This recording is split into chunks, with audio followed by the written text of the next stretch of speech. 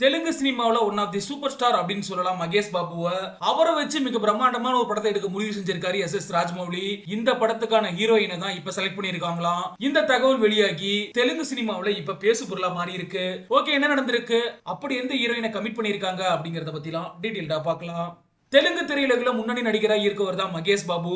இவர் நடிப்புல கடைசியா வெளியான திரைப்படம் அப்படின்னா குண்டூர் காரம். இந்த திரைப்படத்துக்கு ரசிகர்கள் மத்தியில் மிகப்பெரிய வரவேற்பு கிடைச்சிருந்தது. மிகப்பெரிய வெற்றி திரைப்படமாகவும் மாறி பாக்ஸ் ஆபீஸ்ல வசூல் வேட்டை நடத்தி இருந்துச்சு. இயக்குனர் சங்கர மிஞ்சி பிரம்மாண்டத்துக்கு பெயர் போனவரா மாறி இருக்காரு எஸ் ராஜமௌலி. பாகுபலி, ட்ரிபிள் ஆர்னு மிக பிரம்மாண்டமான படங்களை எடுத்துட்டு இப்ப மகேஷ் பாபுவை வச்சு ஒரு மிகப்பெரிய படத்தை பிளான் பண்ணிருக்காரு எஸ் ராஜமௌலி. இந்த படமும் மிகப்பெரிய பட்ஜெட்ல பிரம்மாண்டமா தான் உருவாக இருக்கு அப்படின்னு சொல்லப்படுது. மகேஷ் பாபு மட்டும் இல்லாம எல்லா மொழிகளிலும் இருக்கக்கூடிய முன்னணி நடிகர்களை வச்சுதான் இந்த படத்தை எடுக்க இருக்காங்க. பேன் இந்தியன் மூவியா இந்த படத்தை மொத்தமா 2 பாகங்களா உருவாக இருக்காங்க. இந்த படத்துக்கு SSMB29 அப்படின்ற தற்காலிக பெயரிட்டு இருக்காங்க. இந்த படத்தோட கதைக்களத்தை பொறுத்தளவுக்கு உலகத்தையே சுத்தி வரக்கூடிய ஒரு சாகச பயணத்தை முன் வச்சுதான் இந்த கதைக்களமானது இருக்கும் அப்படின்னு சொல்லப்படுது. குறிப்பா இந்த படத்தோட ஷூட்டிங்க அமேசான் காடுகள்ல மிக பிரம்மாண்டமா எடுக்க இருப்பதா ஆல்ரெடி ராஜமௌலியே சொல்லி இருந்தாரு.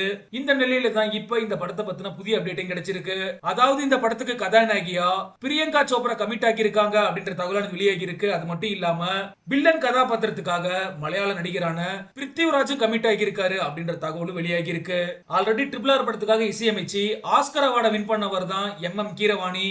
இந்த படத்துக்குமே அவர் தான் இசையமைக்க இருக்காரு. ஒளிப்பதிவை பொறுத்தளவுக்கு PS வினோத்குமார் மேற்கொள்ள இருக்காரு. இந்த படத்தோட ஷூட்டிங் ஆனது வரக்கூடிய ஜனவரி மாதத்துல இருந்து தொடங்கும் அப்படின்னு எதிர்பார்க்கப்படுது.